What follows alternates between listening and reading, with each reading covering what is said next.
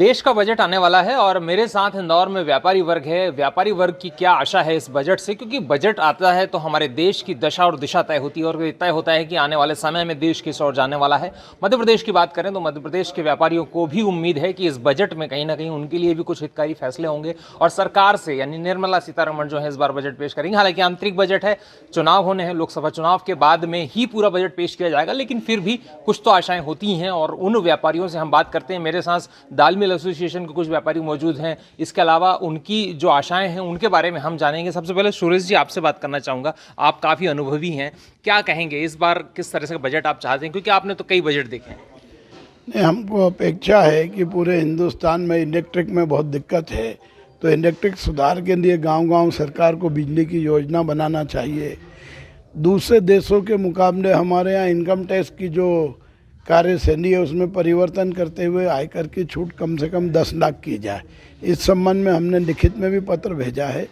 तो देश में आयकर छूट का दायरा बढ़ना चाहिए और टैक्स की दर घटना चाहिए ताकि इंडस्ट्रीज को सर्वाइव करने में सपोर्ट मिले। काफ़ी महंगाई हो गई है, हर वस्तु महंगी होती जा रही है, तो यहाँ भी सरकार को ध्यान देने की। 10 साल से मोदी सरकार है, क्या कहेंगे किस तरह से देश चल रहा है और व्यापारी किस तरह से देख रहा है, क्या नजरिया है उसका?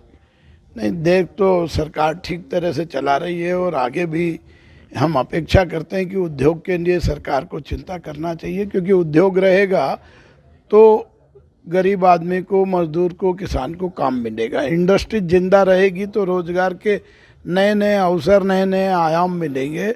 इसलिए उद्योगों की चिंता सरकार को। अभी तक जो काम किया है व्यापारियों के लिए किस तरह का काम हुआ है, सुधार की कहाँ गुंजाइश? नहीं, सुधार की बहुत गुंजाइश है। मध्य प्रदेश में भी गुंजाइश है, देश में भी है। हर राज्य में कम से कम 10 इंडस्ट्रीज के बड़े जोन बनना चाहिए जहाँ पर इंडस्ट्री डेवलप हो, और जब इंडस्ट्री डेवलप होगी तो रोजगार के नए नए अवसर खुलेंगे। इंदौर में तो कई योजनाएं आई है, मगर हम बाकी राज्यों की बात करें, जैसे झारखंड है, आपका उड़ीसा है, हर राज्यों में 8-8, 10-10 इंडस्ट्रीज जोन बढ़ना चाहिए ताकि इंडस्ट्रीज ग्रोथ करें। बाकी का जो आधारभूत ढांचा है हमारे देश का, मैं चाहूँगा आप लोग भी यहाँ हैं कि किस तरह से व्यापारी को देखते हैं। क्या व्यापारी आज उतने ही स्वतंत्रता से काम कर पा रहा है जितना पहले कर पाता? क्योंकि बीच में जीएसटी को लेकर काफ़ी विवाद हुए, फिर और भी तमाम टैक्स को लेकर के विवाद हुआ, अब क्या कहेंगे? नहीं, जीएसटी लगने से व्यापारियों को इतनी तकलीफ़ तो शुरुआत में हुई थी, लेकिन अब तो रूटीन हो गया है और अब उतनी कॉम्प्लिकेशंस उसमें नहीं है। उससे व्यापारियों को फ़ायदा ही हो रहा है, नुकसान कम ही हो रहा है व्यापारी का। प्लस जैसे सरकार जो नया बजट आ रहा है उसमें अगर सरकार जैसे पेट्रोल डीजल में छूट दे, उससे ट्रांसपोर्टेशन कम होगा तो इंडस्ट्रियों को फ़ायदा मिलेगा। प्लस इंडस्ट्रियों के लिए गवर्नमेंट को छूट, जैसे जीएसटी में मशीनरी पे छूट देना चाहिए, उस पर टैक्स कम करना चाहिए। प्लस सब्सिडी इंडस्ट्रियों के लिए और बढ़ाना चाहिए, उससे उद्योग ज़्यादा से ज़्यादा इस देश में लगेंगे। अच्छा, हम जब मैन पावर की बात करते हैं, थोड़ा सा अगर आप आगे आ जाएं कि मैन पावर जो है व्यापारी के लिए मैन पावर बहुत ज़रूरी है, ऐसे में जबकि श्रम मंत्रालय के तमाम नियम, कायदे, कानून सामने आते हों, क्या कहेंगे, क्या वो सब जो है बहुत ज़्यादा हावी हैं या उनमें थोड़ा सा लचीलापन आ गया है, और बजट में बाकी चीज़ें जो हैं वो कैसी आप चाहते हैं? देखिए, एक तरीके से व्यापारियों को राहत देने की आवश्यकता तो बहुत ज़्यादा है इस देश में। जब मोदी जी कह रहे हैं हमको 5 मिलियन और 7 मिलियन ट्रिलियन की इकोनॉमी बनाना है, तो चाइना की तरह उद्योगपतियों को विशेष स्थान दे करके उनका सहयोग करना चाहिए। बहुत सारे कायदे कानून के अंदर जटिल परंपराएं, जटिल लॉ डाले हुए हैं जो मज़दूरों के पक्ष में तो हैं, पर मज़दूरों की सेवा में जितना कार्य करना चाहिए गवर्नमेंट को वो नहीं कर रही है। गवर्नमेंट खाली कायदा बना के भूल जाती है, उसके ईएसआई संबंधित हॉस्पिटल्स बराबर वर्क नहीं कर रहे हैं, उसकी दूसरी सुविधाएं गवर्नमेंट की नहीं मिल रही है। तो गवर्नमेंट को चाहिए कि उद्योगपतियों की हित को ध्यान में रखते हुए 7 मिलियन ट्रिलियन डॉलर की इकोनॉमी करने के लिए उनको विशेष सहयोग करे। अच्छा, जब हम बात करते हैं भाई साहब इंपोर्ट की और एक्सपोर्ट की, क्या कहते हैं, हमारी नीति कैसी है और क्या बजट में इस पर कहीं कोई चर्चा ज़रूरी है? नहीं, इंपोर्ट के लिए जैसे सरकार प्रयास तो पूरे करती है, लेकिन इंपोर्ट हर इंडस्ट्रियों को माल मिले। आज क्या हो रहा है कि बड़े बड़े उद्योगपति या मल्टीनेशनल्स बल्क में इंपोर्ट कर लेते हैं, फिर वो व्यापारियों तक माल आता है या मिलर तक माल आता है। उसके लिए सरकार छोटे व्यापारियों का भी ध्यान रखे और उनको भी माल मिले, ऐसी कुछ नीतियां बनाए जिससे सब मिलें भी चलती रहे यानी इंडस्ट्रियाँ भी चलती रहे और व्यापार भी सुचारू रूप से चल। आपने छोटे व्यापारी की बात की, भाई साहब मैं आपसे जानना चाहूँगा थोड़ा सा, अगर आप और आगे आ जाए, कि देश में एमएसएमई एक बड़ा सेक्टर है, सरकार क्या उस ओर ध्यान दे पा रही है या कहीं उसको लगता है कि थोड़ा और उसको इम्प्रूव करे, ग्रोथ करे, कहीं ज़मीनों से थोड़ा सा जाए उतर के ज़मीनों पे और फिर देखे कि कैसे माहौल है? नहीं, सरकार एक्चुअल में एसएमएसी जो सेक्टर है उसके अंदर एक्चुअल में इंटरनेट जिसको कहते हैं कंपनी, और इसके अंदर डिफरेंस कर रही है। कंपनियों को अभी उन्होंने छूट दी है, पर इसके अंदर 2 साल से छूट दे रखी है कि जो अभी मैन्युफैक्चरिंग कंपनियां हैं उनको 20 की जगह 15% टैक्स करा। बाकी एसएमएसी को अपने को इनको छूट की कोई प्रावधान नहीं है, तो ये इसमें भी देना चाहिए नहीं। तो मतलब कहीं ना कहीं जो छूट की बात है वो सरकार ध्यान दे उस पर। उसके अलावा भाई साहब अगर आप थोड़ा सा इस तरफ आकर चर्चा करें हम कि हाँ, इनकम टैक्स में छूट देना चाहिए, सरकार को ज़्यादा छूट देना चाहिए ताकि है ना इंडस्ट्री ग्रोथ अच्छी कर सके। अभी जो दिक्कतें हैं, मूलभूत दिक्कतें क्या हैं जो आप रोज आप जिनका 2-4 आप सामना करते हैं, आपके साथ ही सामना करते हैं?